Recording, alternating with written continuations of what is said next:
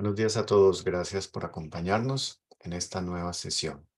Continuamos trabajando el Cristo como Señor del karma. Nuestro, en mi pensar, luz y claridad. En mi sentir, no hay vanidad. En mi actuar, fuerza y verdad. Así crecerá mi alma con fortaleza y bondad. El hombre sería un ser puramente luciférico si pensara solo en sí mismo. El hombre es miembro de todo el mundo y debe pensarlo en el sentido de que puede ser redimido de manera egoísta a través de su karma, pero no puede redimir toda la existencia de la tierra. Aquí entra Cristo. En el momento en que decidimos no pensar solo en nuestro yo, debemos pensar en algo que no sea nuestro yo. En qué debemos pensar? En el Cristo en mí, como dice Pablo. Entonces, de hecho, estamos unidos con Él en toda la existencia de la tierra. Entonces no pensamos en nuestra autorredención, sino que decidimos, no yo y mi propia redención, no yo, sino el Cristo en mí y la redención de la tierra. Gracias. Buen día para todos, buen día, Mario. Muy buenos días para todos los que han ido llegando. Bueno, vamos a compartir aquí pantalla y sigamos con esta descripción, este hilo de lo que es justamente el pecado original.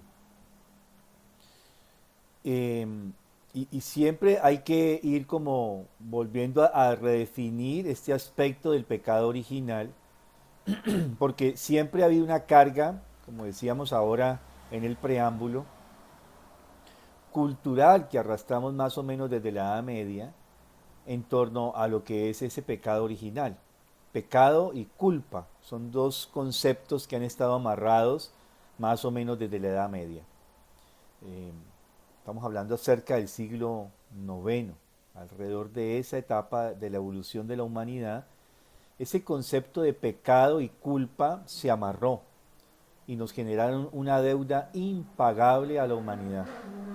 Sí, tenemos una deuda que por más que paguemos, como dirían recuerdo la frase de mi papá, se lo comen a uno los intereses. ¿Sí? Porque por más que uno esté pagando, es imposible de pagar si solamente estoy pagando intereses, ¿no? Entonces una buena imagen en este sentido, en ese aspecto de lo que se nos coloca y que es contrario justamente a los preceptos que Cristo nos ha dejado para transformar justamente esa enfermedad del pecado en lo corporal de la humanidad.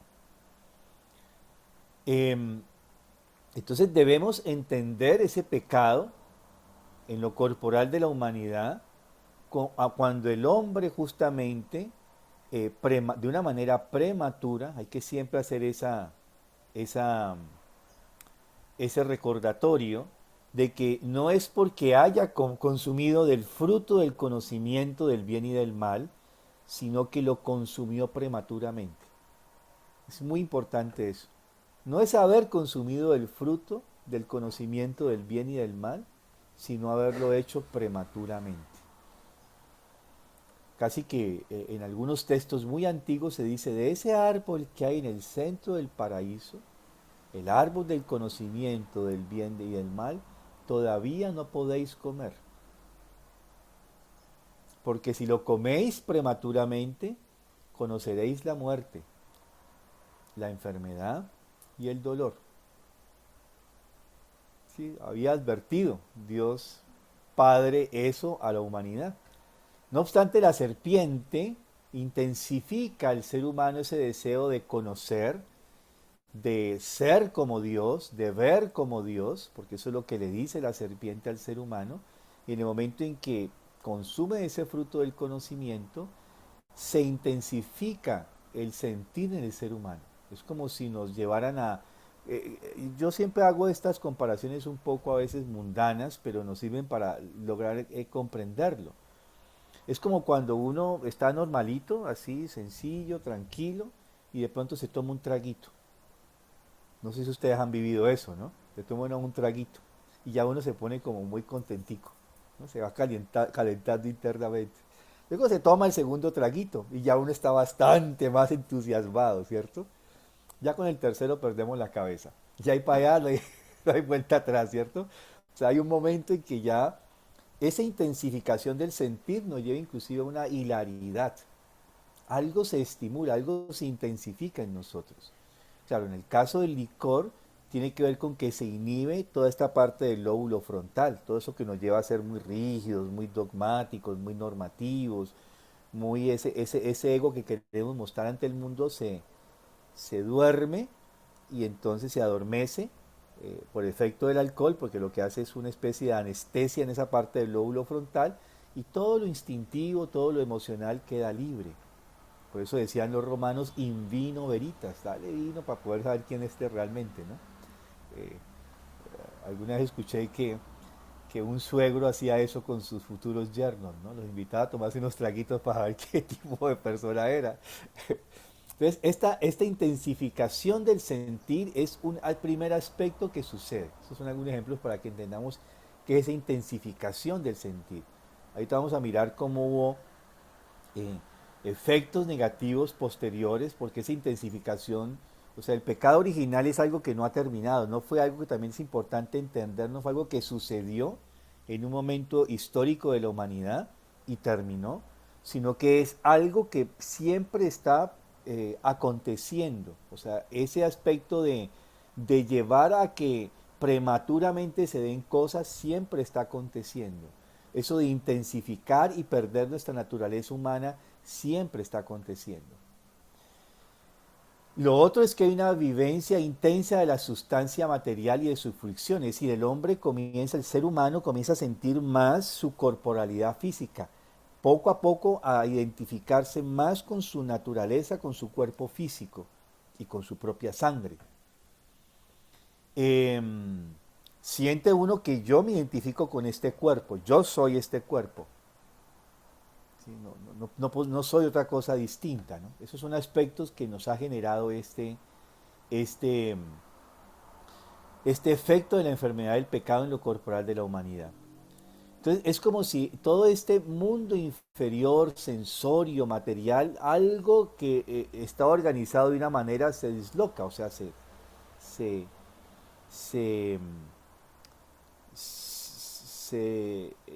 invierte, digámoslo así, otra manera de decirlo, ¿no?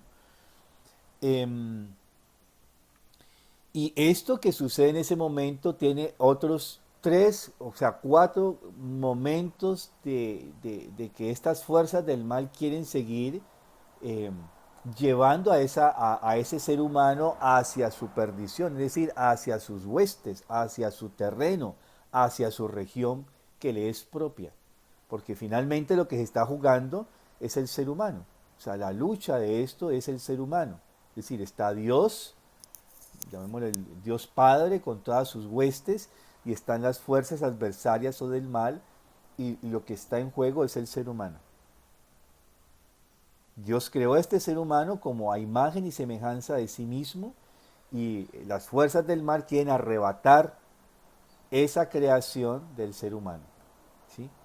Estas fuerzas del bien quieren que el ser humano llegue a ser un ser autónomo, que esté como el ser más desarrollado de las jerarquías espirituales, y estas fuerzas quieren tenerlo para sí mismas, pero no para que llegue a ser él, sino para aniquilar totalmente su individualidad.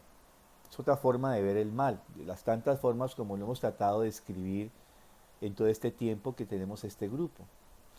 Entonces, el otro momento, o sea, estas tres etapas antes del Gólgota, ya veíamos que es el periodo lemuriano, donde se colocó en un gran peligro el llevar un desorden en la percepción sensorial, o sea, una hipersensibilidad sensorial. Olores, gustos, tacto, colores, sonidos, todo esto nos afectaría de una manera descomunal, intensificada. Ejemplos para entenderlo, por ejemplo, las personas que sufren migraña.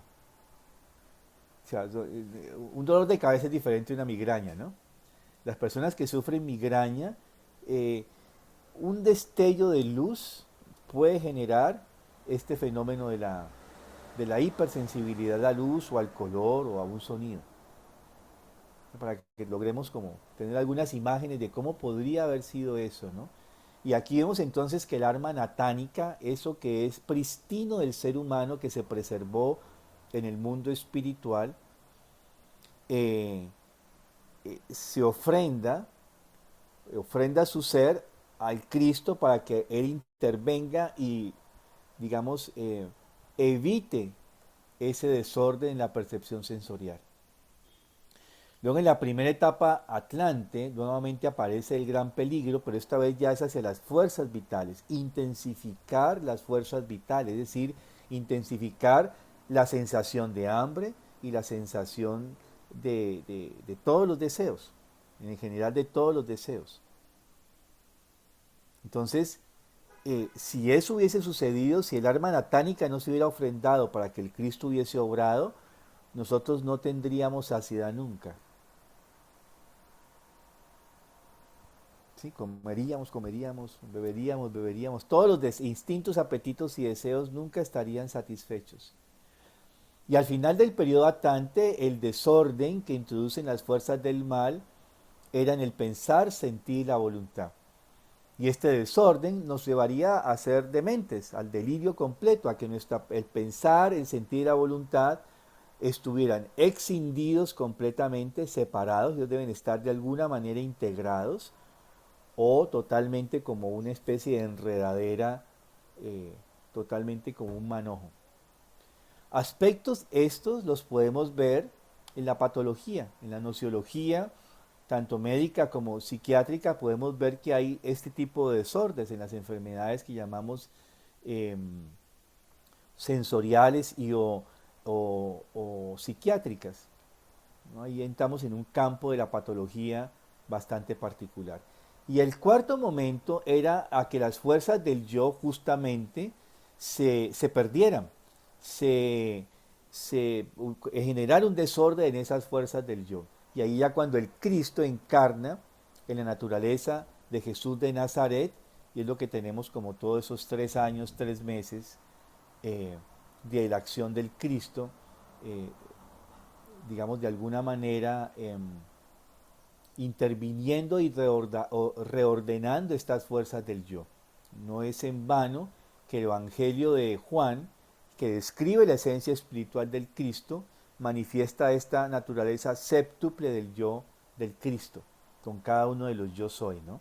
Que está asociado a una señal y a un milagro. Entonces, esta materialización que nosotros tenemos, que también la podemos ver desde este punto de vista, ya esta imagen también la hemos visto, no sucede de la noche a la mañana, o sea, esa conciencia que somos solamente esta materia, que somos nuestra sangre y nuestra materia, somos solamente esta corporalidad, no fue siempre así. Yo siempre lo digo, no podemos juzgar el pasado con la conciencia que tenemos hoy en día, porque nuestra conciencia hoy en día es muy diferente a la conciencia que tuvo la humanidad a través de los siglos hacia el pasado. Entonces, esta caída venía lentamente, esta caída, la caída o la separación, que es producto del pecado original, no fue así como caer una fruta del árbol, fue lentamente, lentamente, y aquí todavía el ser humano estaba muy unido con el mundo espiritual. Eh, Caminaba e interactuaba con el mundo espiritual. Y esto lo fue perdiendo. En esta época hemos dicho ya que era la época de las culturas matriarcales. El ser humano femenino estaba muy vinculado por sus cualidades con ese mundo de lo espiritual. Pero eso se va perdiendo poco a poco. Aquí estamos en la antigua protoindia, o sea, más o menos hacia el menos 6741. Es todo ese gran periodo de lo que llamamos proto-India, o sea, no es la India actual, sino la proto-India. Luego viene el periodo de Persia o la proto-persa, y aquí ya ellos, en esta cultura, perdón, hindú, ellos desarrollan todo lo que es la técnica del yoga como un método de mantenerse religados, unidos todavía con ese mundo espiritual que los va dejando poco a poco. Y ven el mundo como maya, como una ilusión, porque lo verdadero es solamente el mundo espiritual. Luego vienen los persas, la cultura persa tiene otra tarea y es, ellos ven la lucha entre las fuerzas del bien y del mal, entre la luz y la oscuridad, entre Ormuzd, Aura Mazdao, y entre Ahriman, las fuerzas de la luz y las fuerzas de la oscuridad. Y viene todo lo que se va a llamar como, como ese fenómeno del zoroastrismo, ¿no? Que ve las fuerzas de la luz y la oscuridad y la lucha. Pero los persas dan un paso más hacia la materia y es redimir el mal en el mundo. Ya ellos cada vez ven menos el mundo como maya y quieren redimir ese mundo como tal, transformarlo. Y es donde aparece la agricultura. Estamos hablando más o menos hacia el menos 4581 antes de Cristo. Y aquí ellos transforman, cogen el lobo y lo transforman en el perro, toman el felino y lo transforman en el gato. Viene la domesticación del animal, la vaca y el caballo que los logran colocar al servicio de la humanidad. Las plantas venenosas las transforman en plantas nutritivas, aparecen los cereales. Y todo esto se lo debemos a la cultura de Persia.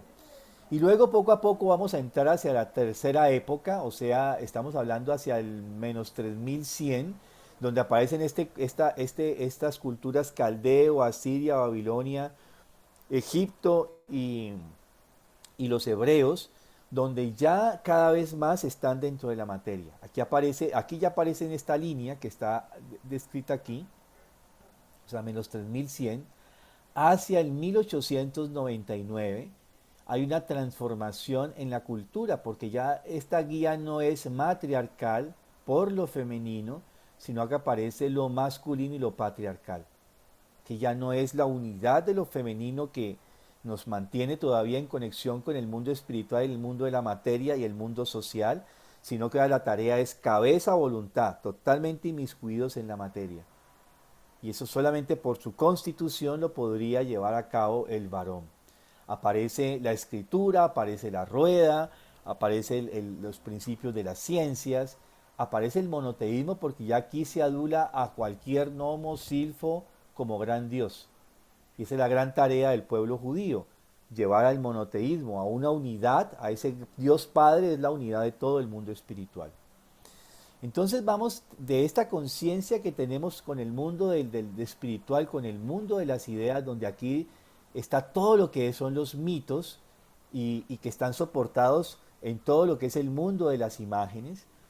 Va a aparecer posteriormente todo el aspecto de la memoria, la escritura, que ya no es la memoria oral, sino la memoria escritural. Aparece la escritura justamente, que tiene que ver mucho con lo masculino, por eso está regido por la mano derecha casi siempre, en la mayoría de las veces. Y con ello va a aparecer el mundo de los conceptos abstractos, la filosofía, ya en Grecia, todo el concepto de Estado, de la estructuración del Estado, desde la razón, desde la cabeza, las leyes, comienza todo este proceso, el idealismo, el racionalismo, el matematismo, hasta llegar al materialismo hacia finales del siglo XIX, finales del siglo XIX, y justamente es cuando estamos atravesando hacia la quinta época cultural, que comienza hacia el siglo XV, y justamente a finales del siglo XIX aparece la antroposofía. Y estamos hablando de la nueva era. Aquí vamos, más o menos. En esta quinta época cultural vamos por aquí. Entonces, esta imagen es para entenderlo hoy desde esta imagen, que esta conciencia de la materialización fue paulatina, gradual, hasta llegar acá. Nuestra tarea es levantar esto. ¿Sí? Es decir, puede ser que frente a las condiciones que tenemos, aquí está la curva de lo físico, y lo físico tiene un proceso digamos, de exuberante, de fuerzas anabólicas, hasta más o menos los 30 años, y a partir de los 30 de una manera muy sutil comienza a decaer, o sea, comienzan a imperar más las fuerzas catabólicas. Esas dos fuerzas están, las fuerzas de vida, las fuerzas de muerte, anabolismo, catabolismo, construcción, destrucción. Aquí predominan muchísimo más las fuerzas anabólicas hasta aquí, hacia cerca de los 30. Lentamente comienzan a predominar las fuerzas catabólicas y a los 42 ya es notorio, ya uno siente que hay un bajonazo. ¿Sí? Y el cuerpo tiene que tener o sea, decaer, volverse decrépito. A mi esposa no le gusta esa palabra, pero es verdad, lo volvemos decrépito, ¿cierto? No hay nada que hacer, marchitos. Es un proceso de la vida. ¿Y qué pasa si el alma no hace un ejercicio espiritual? Pues entonces va a decaer con esas fuerzas de la materia. Se va a volver decrépita igual que el cuerpo físico. Si algo trabajamos, logramos levantar, que es la posición B, y si trabajamos muchísimo más, vamos a mirar ahora ese aspecto de unirnos con la transubstanciación, pues nos elevamos. Y aquí está la tarea. Tenemos tres posibilidades y es nuestra decisión. Decrépitos, igual que con el cuerpo físico, nos levantamos y miramos un poquito más hacia el horizonte o nos elevamos completamente. Y ya es una tarea totalmente individual.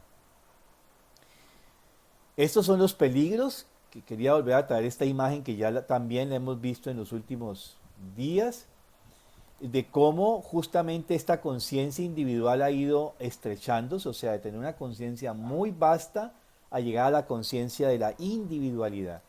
Y estamos atravesando este ojo de la aguja y los peligros que tenemos a través de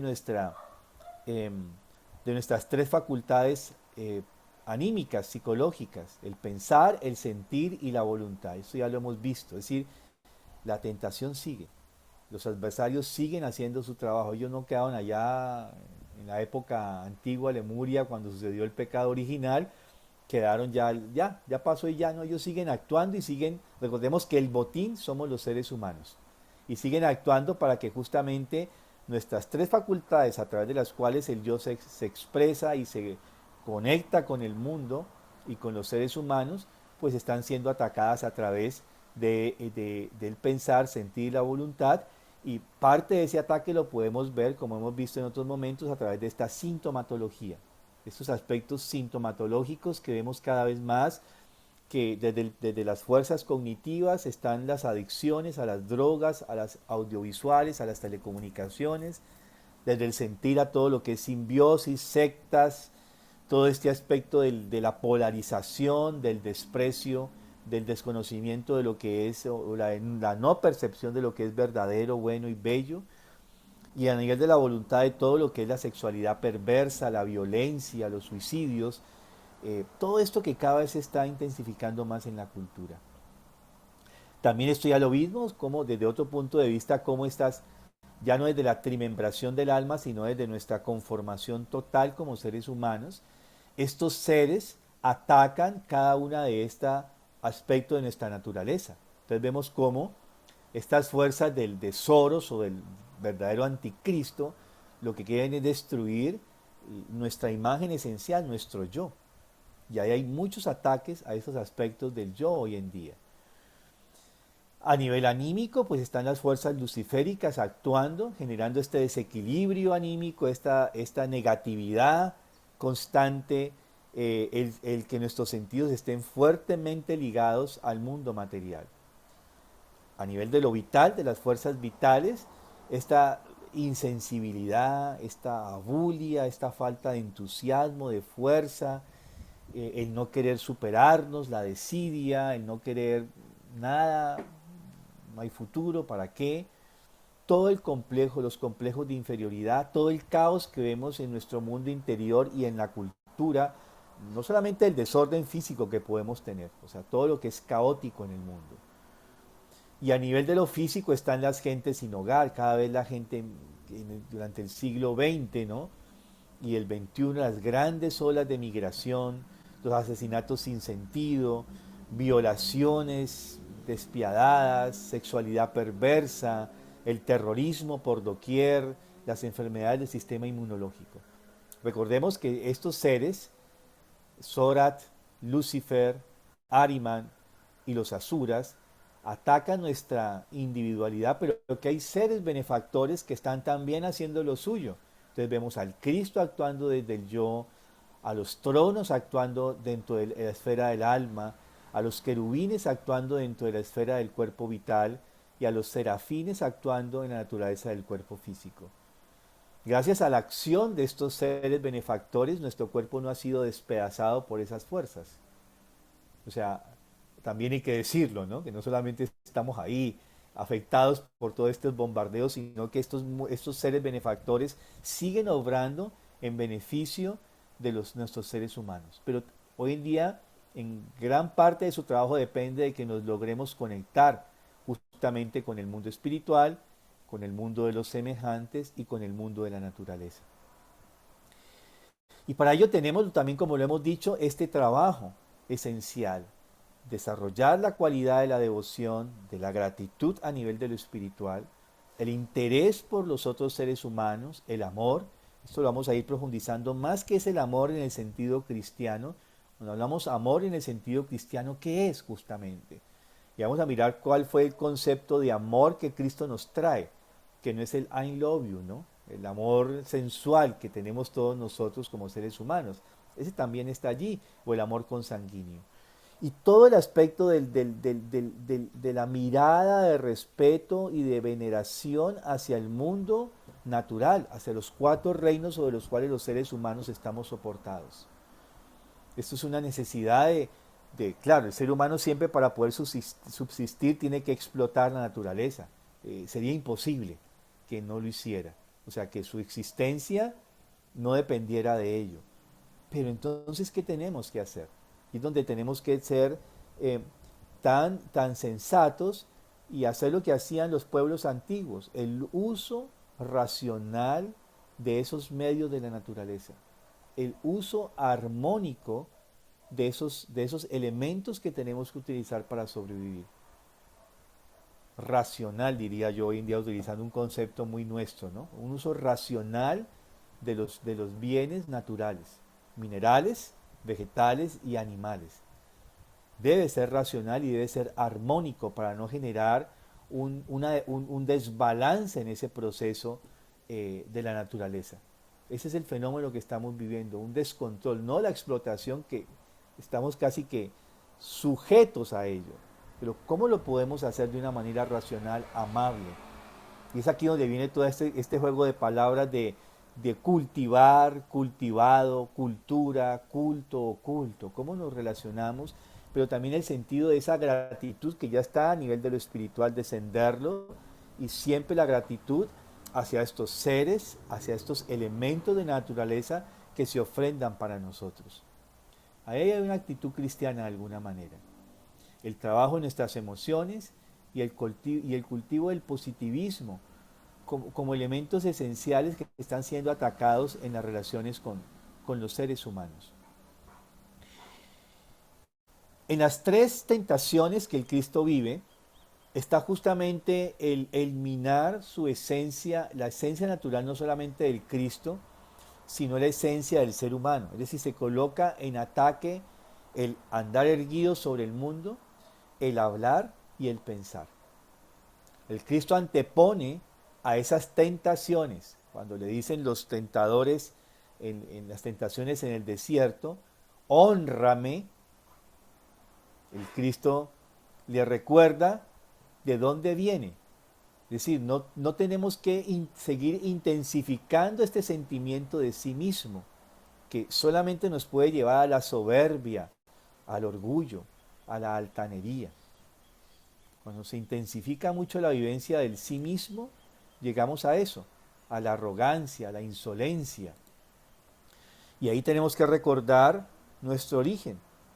No solo somos esta constitución física con la que nos identificamos hoy en día. Somos algo más. Y ese algo más viene de nuestro origen, nuestra verdadera procedencia, que es espiritual. Y ante la tentación de hónrame, el Cristo le recuerda al adversario de dónde venimos. ¿sí? Nuestro origen. Siéntate en el pináculo y tírate, que está escrito, que enviará a sus ángeles para que ni uno de tus huesos se quiebre.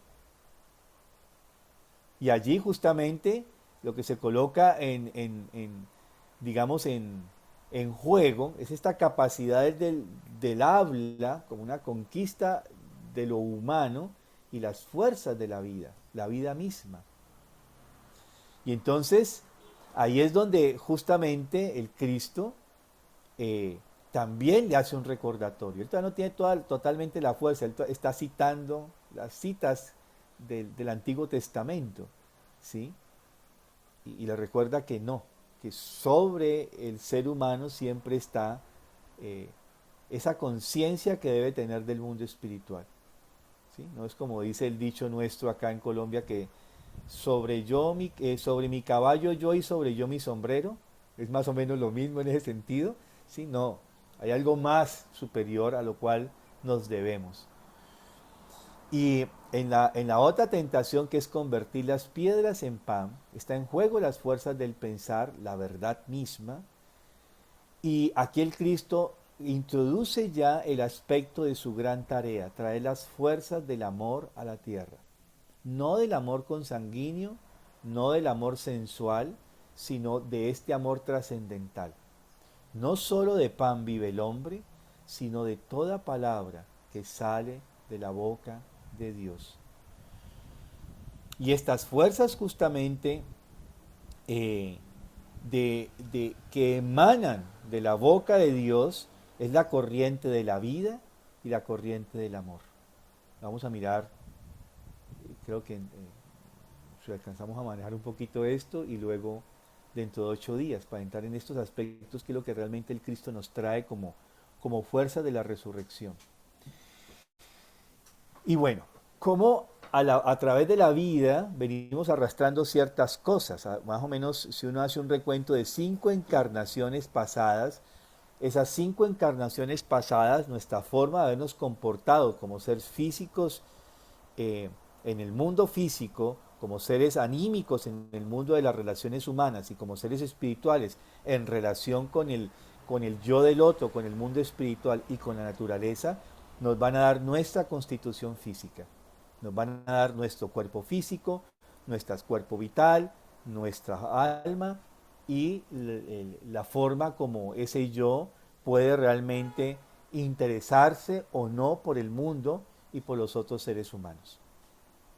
Y la tarea nuestra, que vamos a mirar más adelante, de cómo reorganizamos justamente ese karma, porque es lo que nos trae el Cristo, apropiarnos de esto responsablemente y poder hacer un trabajo consciente para voltear esos aspectos. Es decir, cómo nos pulimos cada vez más a nosotros mismos, como si fuésemos escultores de sí mismos.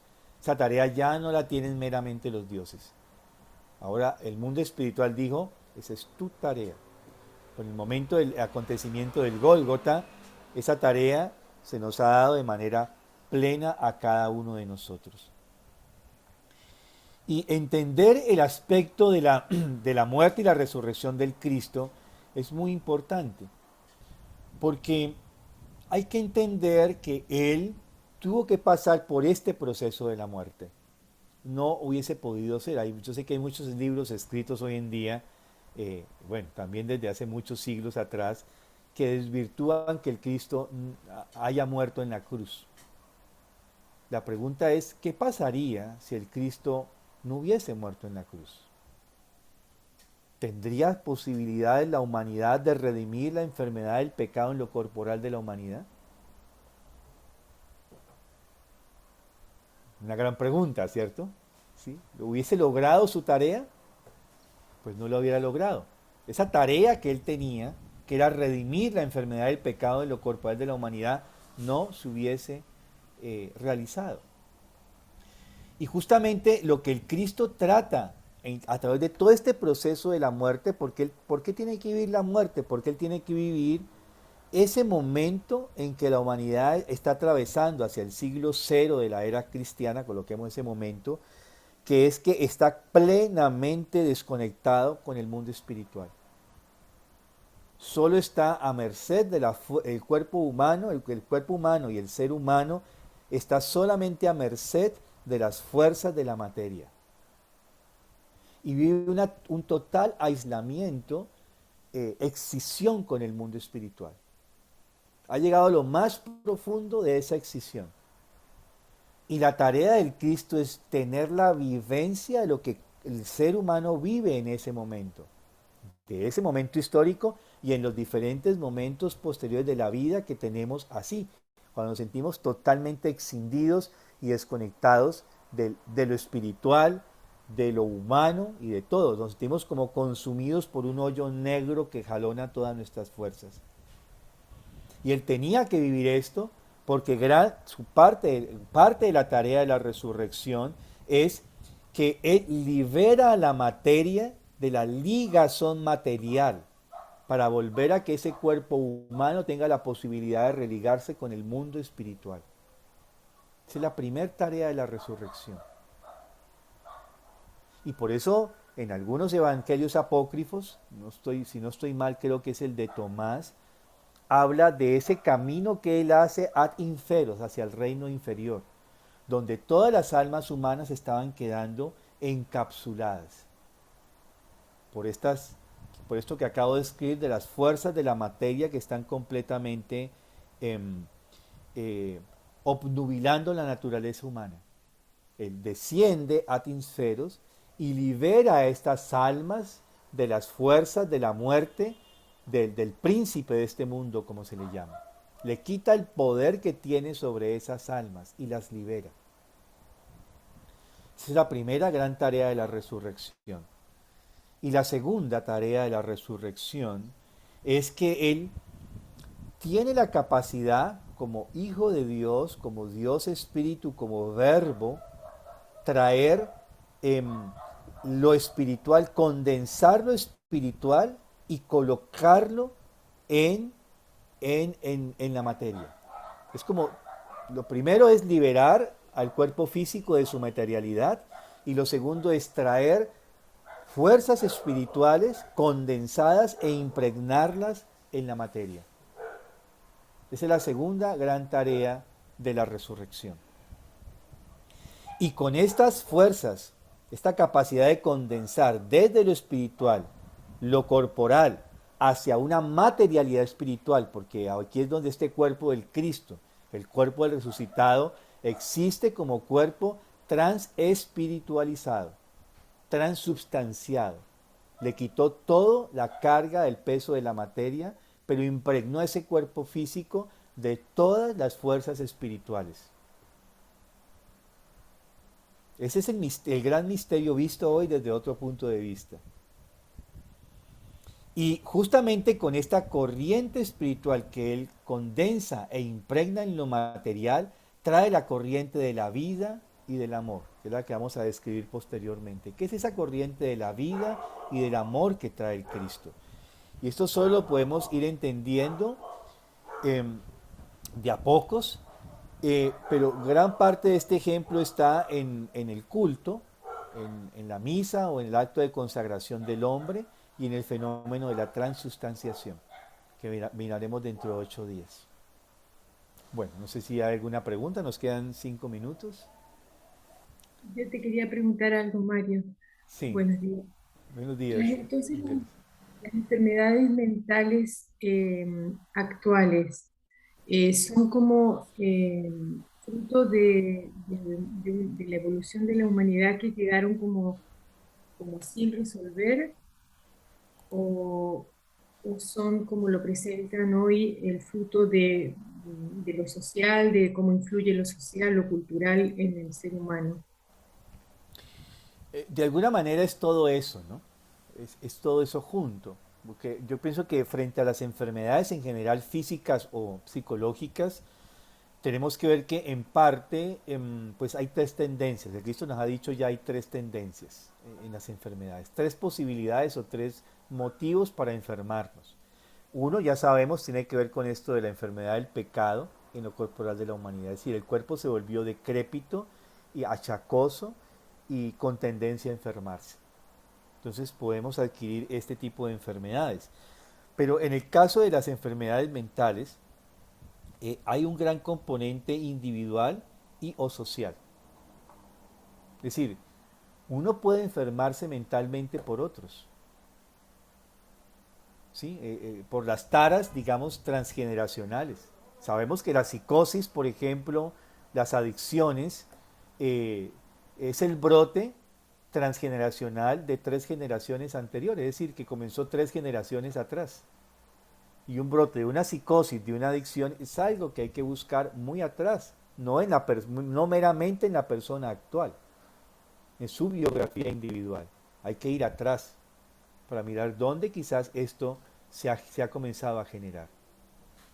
El otro aspecto es que la cultura, se está, yo no sé si decir organizando, o como nos está desorganizando más bien la cultura actual, eh, también nos conlleva la enfermedad. Porque es una cultura que cada vez nos conlleva más a estar escindidos del otro, a interesarnos menos por el otro, a interesarnos menos por el mundo. ¿Sí? Es algo eh, que a veces no tenemos la suficiente conciencia, ¿no? En sí. Em, en estos días, le voy a colocar un ejemplo que lo pone uno a pensar en el interés por el mundo, por ejemplo. Ustedes han escuchado mucho esto del Franklin y que el Franklin es malo y tiene sus detractores y tiene sus grandes defensores, ¿cierto? Y por qué aquí en nuestro país no lo hacemos y los otros lo hacen aquí y allá. El, el- y escuchaba a un ingeniero decir el tema de la gasolina, o sea, del petróleo que sale por Franklin. Y decía que ese petróleo que sale por Franklin tiene menos capacidad de permitir una fluidez de esos minerales en la máquina y la conlleva a que se deteriore más rápido. Es interesante, yo nunca había pensado en eso, ¿no? Porque el Franklin es un proceso de que, si bien es cierto, acelera los procesos de explotación, igual no permite que el proceso completo de exclusión del petróleo surja. El petróleo, a ver, hay que entender que el petróleo siempre ha emergido a la Tierra. Siempre. Lo que el ser humano se dio cuenta es que podía coger y meterle un tubo y sacarlo más, y aprovechar más ese petróleo que estaba allí. Pero el petróleo siempre ha emergido y los antiguos tomaban ese petróleo lo que emergía de la tierra. Pero cuando acelero el proceso estoy impidiendo que ciertos procesos minerales se den. Eso lo estoy colocando como un ejemplo que tiene que ver con esas formas de explotación que tenemos hoy en día y cómo, por ejemplo, el material con que se hace, bueno, aquí los arquitectos y los ingenieros pueden decirme si sí o si no, los procesos, por ejemplo, de por qué cada vez los elementos con que se construye se deterioran más rápido que antes. Porque esos minerales son más volátiles, llamémoslo así, es como yo me lo puedo representar, son más volátiles. Entonces uno dice, pero faltaron la vía y ya se dañó. Y uno le echa la culpa al ingeniero. Y a veces no es el ingeniero, es la forma como se explotó y cómo se derivó esa materia para poder asfaltar.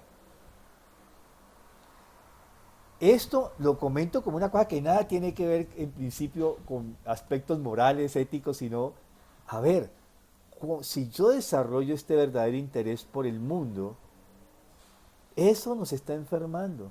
Si en este caso, si lo desarrollo me hace sano y si no lo desarrollo me hace un ser más enfermo, indirectamente. Y es un fenómeno que no está influenciando sobre mi conciencia. Es un hecho que está aconteciendo. Y volvemos, el tema no es de explotación o no explotación. ¿Cómo lo hacemos de una manera racional? ¿Sí? Razonable. Racional y razonable. ¿Sí? Entonces, estos fenómenos que estamos viendo muy sutiles o más concretos, como la imagen al ser humano, todo esto que hablamos la otra vez de todo esto que llamo la cultura progresista, que no tiene nada que ver con política, siempre hago la claridad porque la gente piensa como el progresismo es un movimiento político hoy en día, digo, no tiene nada que ver en principio con política, quizás en segunda instancia sí, pero en principio no. Toda esta cultura progresista, que ¿qué es lo que quiere hacer? Atacar la imagen del ser humano cambiando los conceptos. cambiándonos la definición de las cosas, como por ejemplo ya no es aborto, suspensión temporal, suspensión voluntaria del embarazo. Es lo mismo, ¿sí? Con otras palabras más bonitas, pero es lo mismo. Pero eso va cambiando nuestra conciencia. Y eso tiene un impacto en la cultura. ¿Nos podemos hacer enfermos? Yo escuché de 2000 mujeres que atendí personalmente, y no lo dice Mario, no lo dice el varón, pues ya, pues usted es varón, pues lo dice. No, yo lo escuché de mujeres, 2000 mujeres. Si hubiese tenido el apoyo social, yo no hubiese abortado.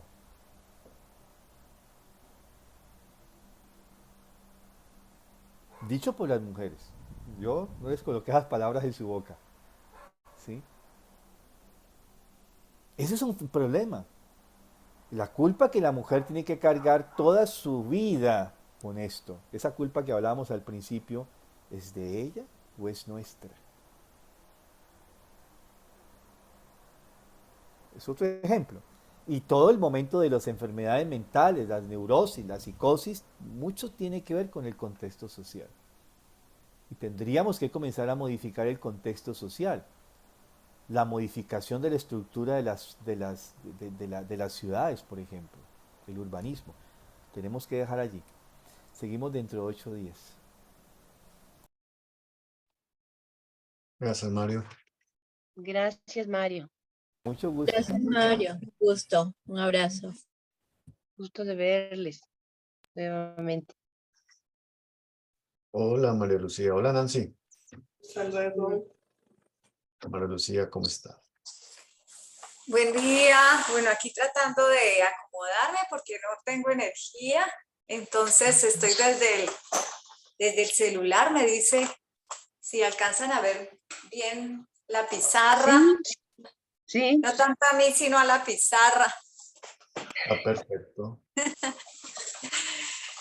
Bueno, buen día para todos. Vamos a continuar con nuestra serie de cintas trenzadas que iniciamos la semana pasada.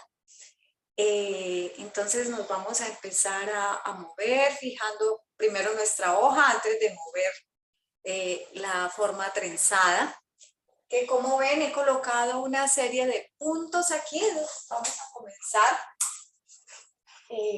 Pero esta serie tiene un ritmo diferente a la de la semana pasada, donde había la misma distancia entre un punto y otro. Aquí tengo 2 puntos más cortos. Punto, corto, largo, largo, corto, corto. Entonces, ahí hay un cambio de ritmo. Entonces vamos, cuando ya tengamos fija nuestra hoja, vamos a empezar a movernos en medio de ese nuevo ritmo, en esa nueva trama. Entonces, vamos a empezar. Bueno, en el celular ya no puedo verlos muy bien porque es muy pequeña la pantalla. Entonces, van a observar primero y luego, cuando ya tengan sus puntos, lo que vamos a hacer es empezarnos a mover siempre en medio de los puntos, ¿no? Arriba, abajo, siempre buscando el centro. Pero aquí encontramos un ritmo diferente y retornamos en medio de esta nueva serie.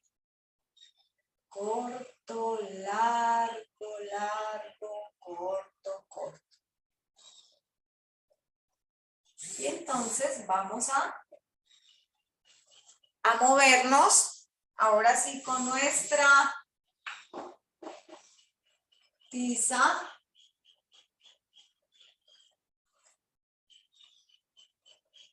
Fluyendo en ese ritmo, en medio de, me devuelvo.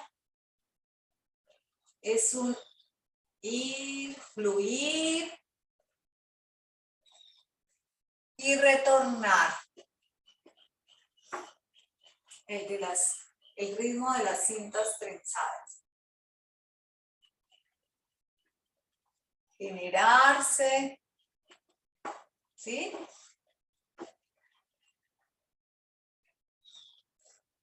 Y morir. Entonces, bueno, lo voy a hacer con una pieza un poco más visible.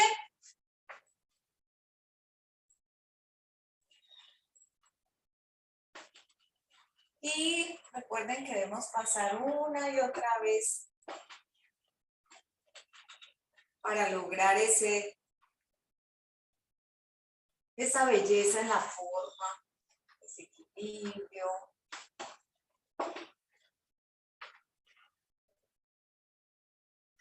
¿Sí? Nos podemos alejar un poco, pero volvemos a coger. Podemos perdernos, pero volvemos a retomar ese.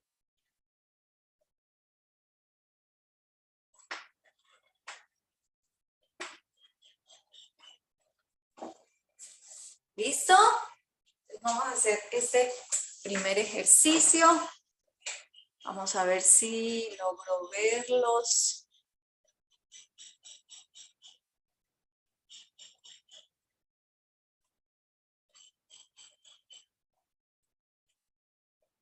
Bueno, ya veo algunos.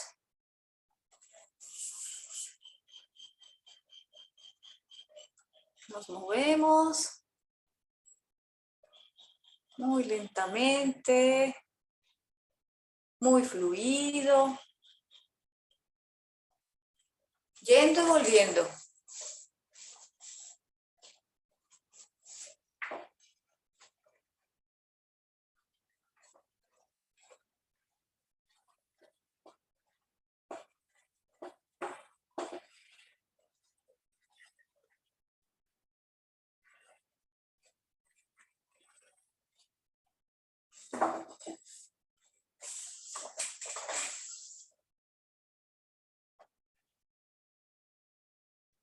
Y me dicen cuando ya tengan listo este primer ritmo. Me hacen una seña.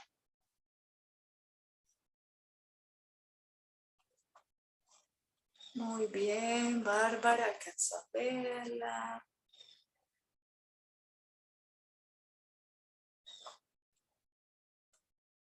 Muy bien, Madeleine. Muy bien. Tratemos de mantener fija la hoja, Madeleine, y de pronto al final lo mostramos para poder fluir. Y la siguiente trama, pues ya ustedes van a colocar su propio ritmo, ¿sí? Yo, por ejemplo, voy a colocar aquí corto, corto, corto, largo, largo, largo, ¿sí? Y cada uno va a fluir en medio de, va a hacer su propia trama. Ser un poquito más pequeño, más abajo, corto, corto, corto, largo, largo, largo. Cada uno va a colocar una trama de puntos con un ritmo. Y luego me empiezo a mover allí.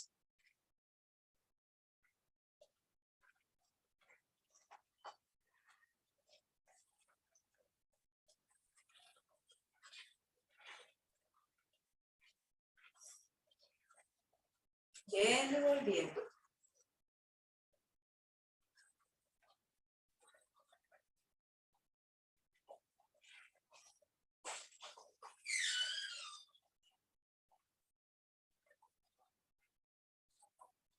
Yendo y volviendo. Hasta que logremos una secuencia. Voy a hacerlo un poco más claro.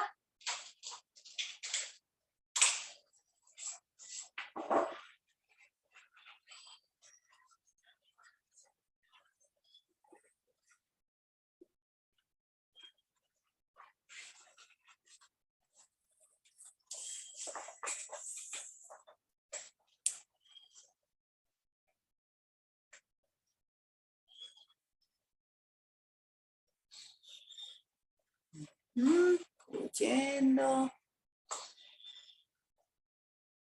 Yendo con esa curva.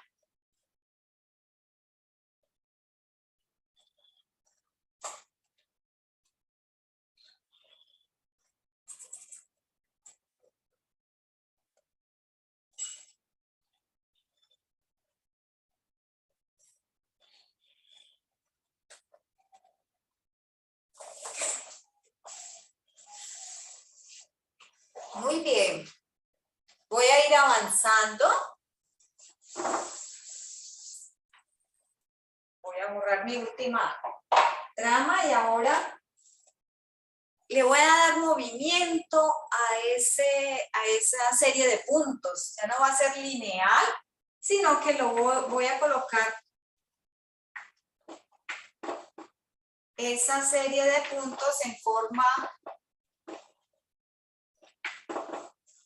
que tenga más movimiento, en este caso como en forma de onda.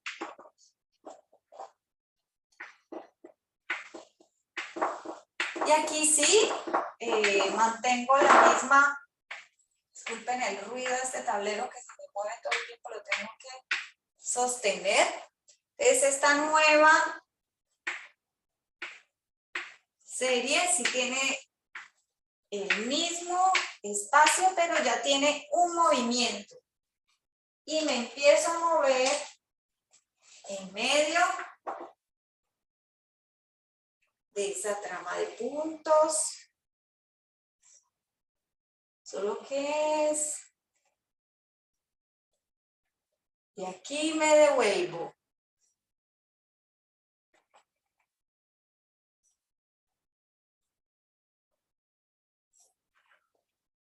Entonces logré como una cadena más.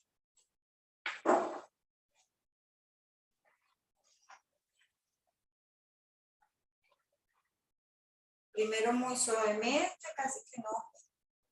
No sé si lo ven, voy a hacerlo más claro todavía.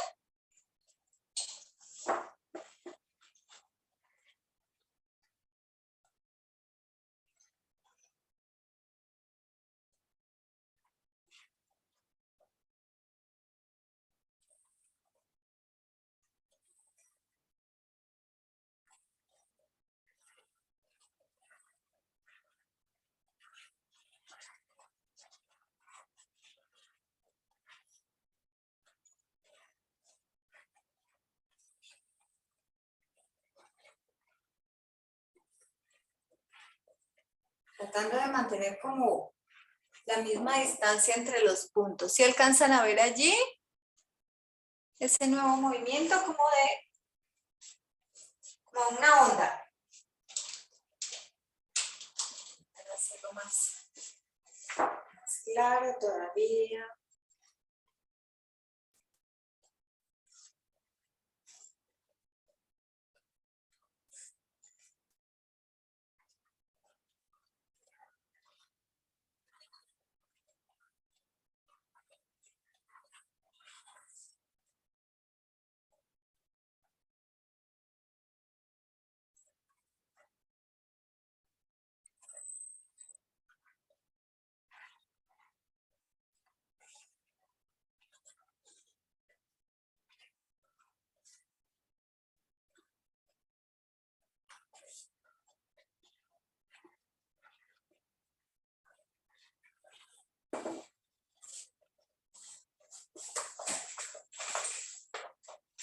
Mira, ahí puse un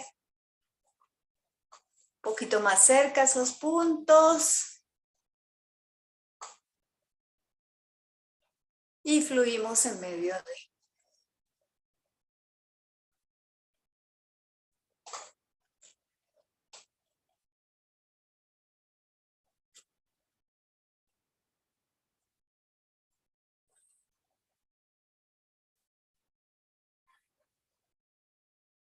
Mejor para este ejercicio utilizar crayola de lápiz, Ángeles, porque bueno, la crayola cuadrada es muy buena para hacer superficies, pero de pronto me permite mayor movilidad. Si tienes crayola de lápiz, bueno, entonces sí, si es lo que tienes, está bien. Color.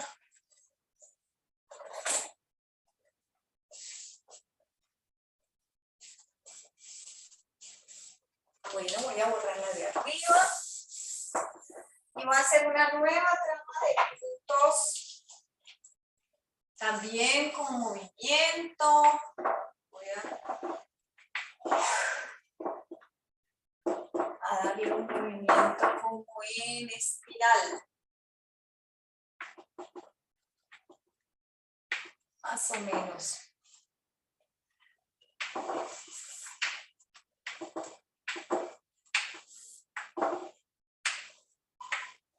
Conservando la misma distancia entre los puntos.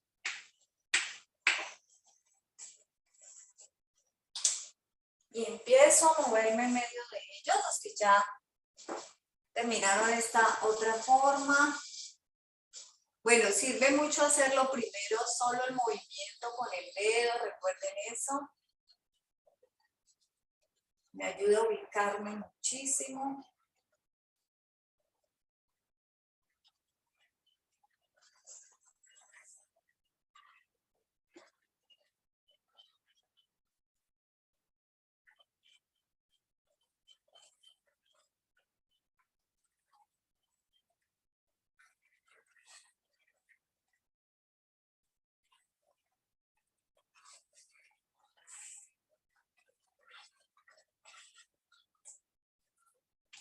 Entonces aquí también le di movimiento de esta forma.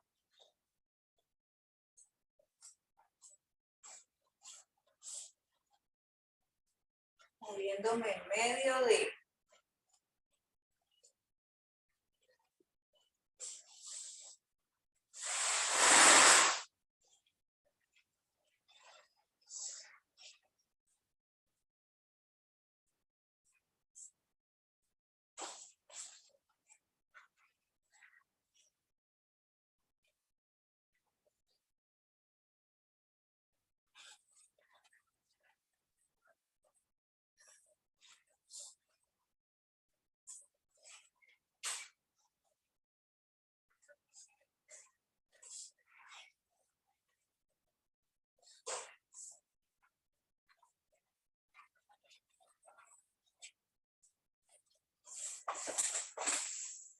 Entonces tenemos aquí dos ritmos, dos movimientos.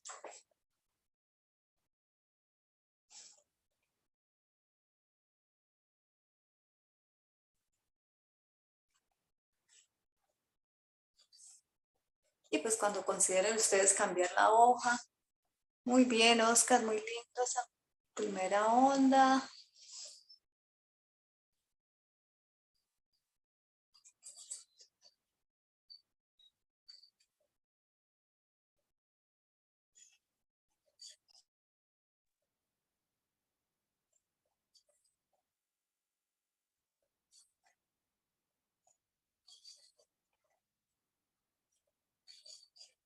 Y mientras ustedes fluyen con esta última forma, voy colocando mi última trama.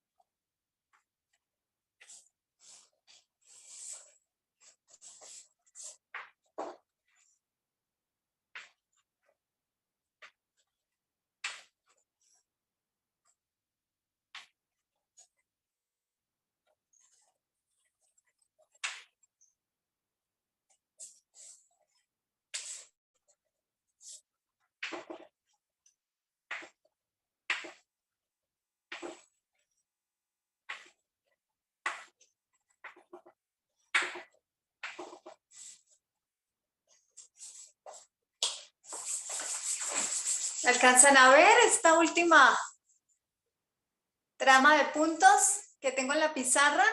Sí, señora. He colocado 9 puntos en forma circular.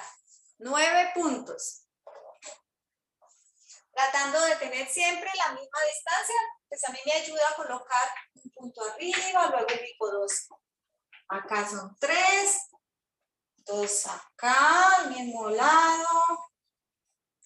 Un poco más acá otros 2 y otros 2 abajo para obtener 9 puntos en este último ejercicio que vamos a hacer, para que vayan cambiando la hoja, y vamos a colocarlo, esta trama, en una nueva hoja. En una nueva hoja vamos a ubicar esos puntos lo más amplio posible. Y vamos a empezar con estos 9 puntos.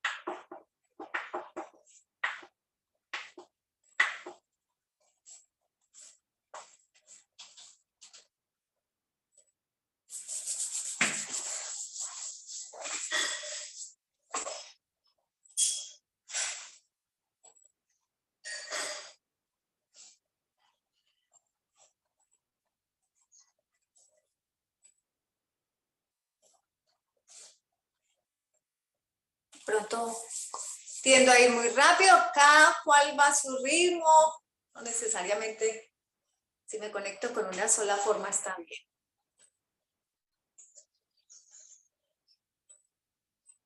Bueno, ¿listos? Ya tenemos la nueva hoja.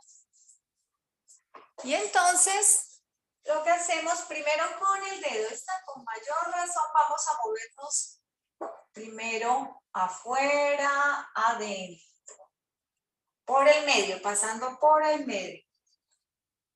Arriba, abajo.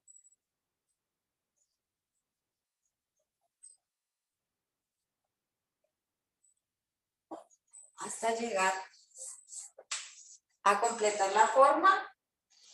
Voy a empezar. Arriba, abajo. Afuera, adentro. Me muevo en ese círculo de puntos. Fluido. Soltando el trazo. Hasta que completo toda la forma. Y vuelvo a empezar.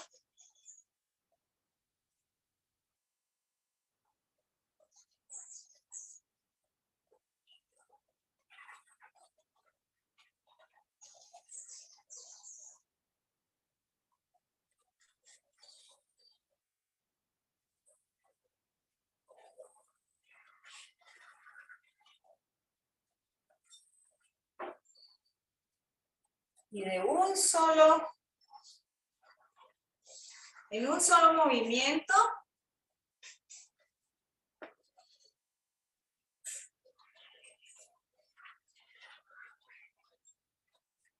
logro recorrer todo el círculo y crear una forma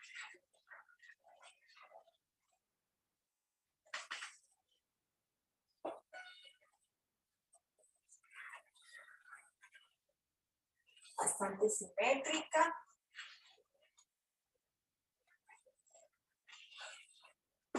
Necesito alejarme para ver qué tanto ese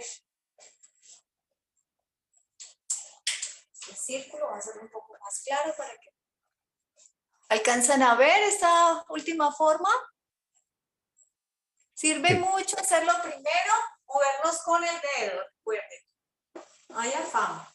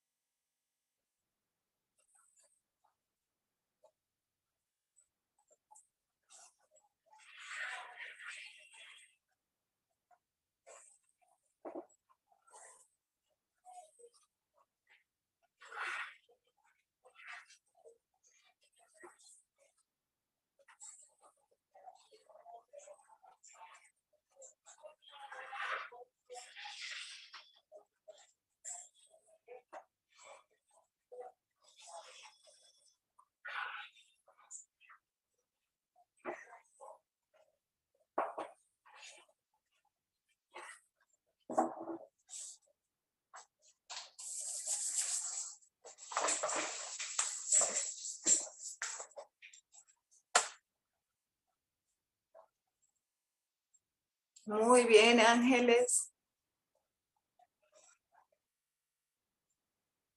muy fluido.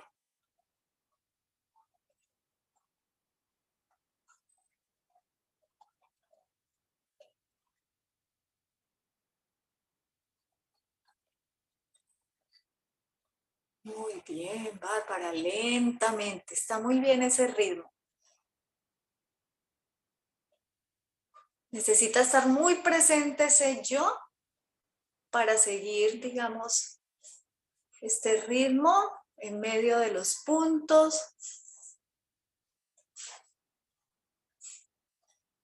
Pero a la vez moverme de manera fluida. Bueno, la forma mía ahora no la veo tan simétrica, pero a ustedes seguro les va a quedar mejor. Este tablero mío se mueve mucho, pero no es disculpa.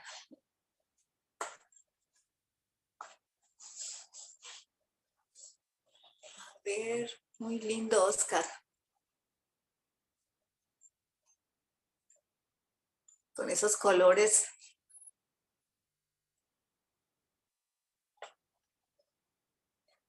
Muy bien, Nancy. Eso. Y la idea es, entre más pasemos sobre la forma, cada vez no es pasar como sobre el mismo, sino bueno, cada vez trato de equilibrarlo un poco más. Yo podría todavía equilibrar un poco más esta forma. Con más repeticiones. Muy bien, Gisette. Muy lindo. Puedes hacerlo una y otra vez. Lindo, Bárbara, con ese fondo amarillo. Se ve tan bonito.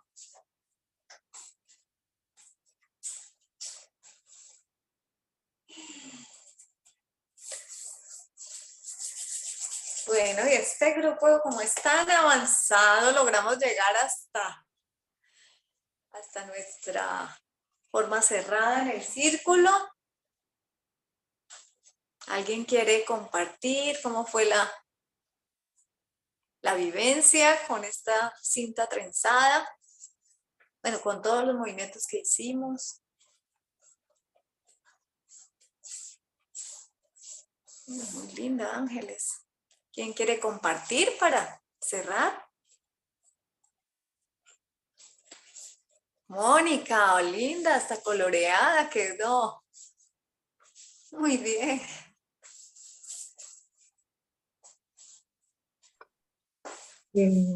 María Lucía, la verdad, muy hermosa estas formas. Debo decir que me costó lograr la equidistancia entre los puntos. Sí. Y sobre todo mantenerlos en el centro, ¿no? Era como que había realmente una exigencia de presencia, ¿no? De atención. Así es que un ejercicio muy lindo y muy demandante, y como siempre tú nos diriges con tanta precisión que nos llevas a lograrlo. Muchas gracias. Bueno, un poquito acelerada, pero muy bien. Muchas gracias, Ángeles. Lindo, Bárbara. Bueno, ya déjalo allí para la foto, ¿no, Oscar? María Lucía, muchísimas gracias. Estas trenzas, pues uno cree que, o sea, uno ve dibujos de formas más complejos, pero estas trenzas uno las ve como, pensaré unos sencillas, pero la verdad es que, como dice María Los Ángeles, te centra. O sea, tiene que estar uno totalmente centrado porque si no, o no pasa la curva a la distancia del punto, o no se entrecruzan. Wow, bastante demandante. Muchísimas gracias, María Lucía, por todo tu tiempo. Qué Bueno, bueno. entonces vamos a cerrar. Gracias. ¿Quién puede cerrar el día de hoy, por favor? Yo leo. En mi pensar, luz y claridad. En mi sentir, no hay vanidad. En mi actuar, fuerza y verdad. Así crecerá mi alma, con fortaleza y bondad. Gracias, Mónica. Bueno, muchísimas gracias a todos. Nos vemos dentro de 8 días. Feliz semana. Bueno, Gracias, Oscar, Gracias.